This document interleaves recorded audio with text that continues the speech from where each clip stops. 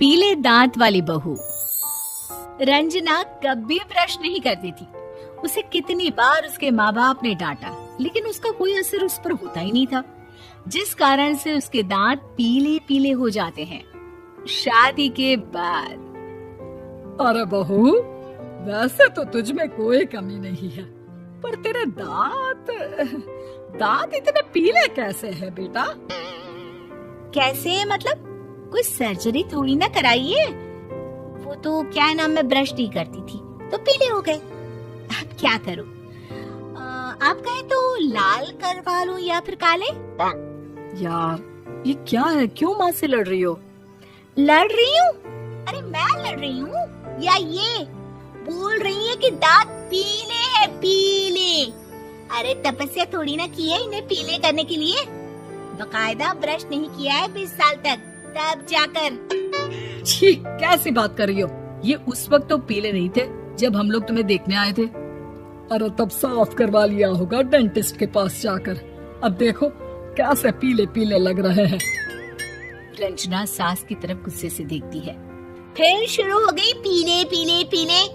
अरे पीले तो तब भी थे जब मेरे हाथ का रसगुल्ला उड़ा उड़ा कर खा रही थी और बोल रही थी, लड़की नहीं गुणों का खजाना दे रहे भाई साहब आप।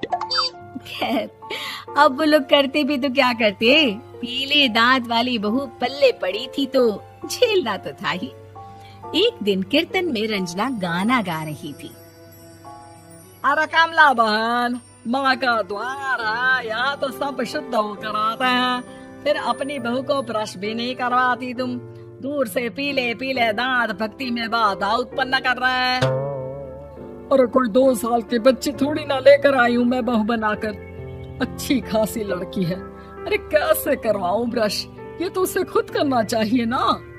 अब माँ बाप तो इसके जैसे तैसे निपटा दिए, ये नहीं सोचा कि सास कैसे संभालेगी। सास बहू को लेकर घर आ जाती है, लेकिन सोच लेती है कि अब इसे लेकर कहीं नहीं जाएगी।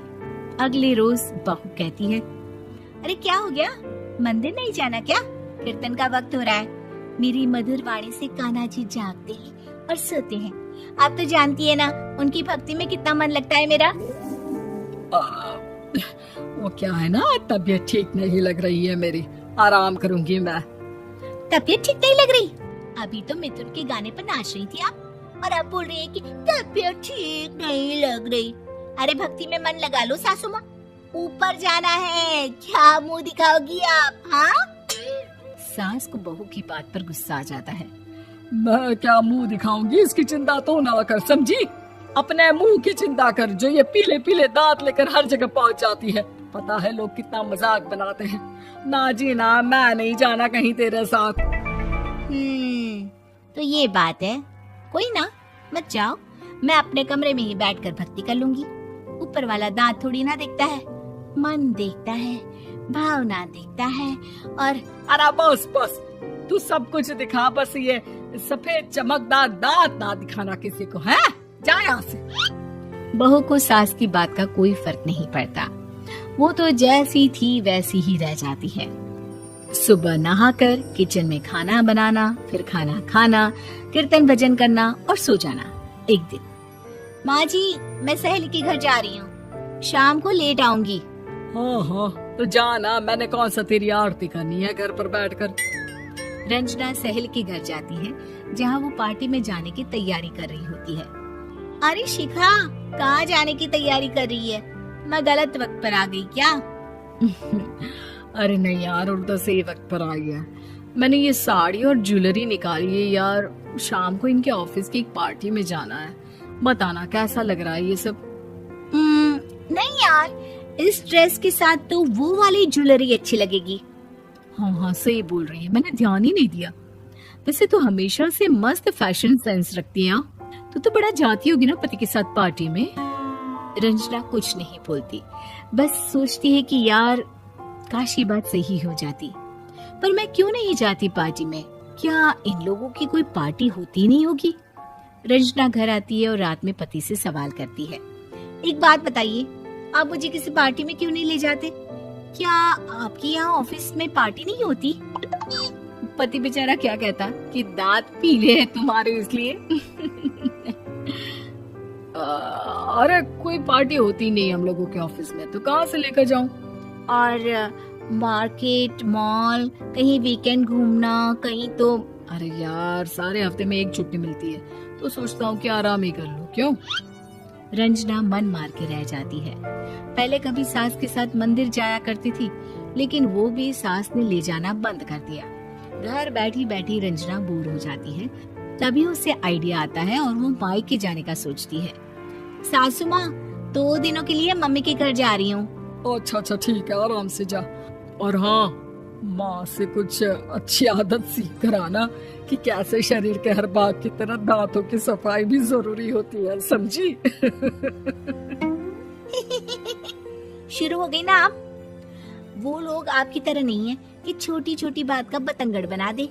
उन लोगों के लिए मैं मायने रखती हूँ, ना कि मेरे पीले पीले दांत।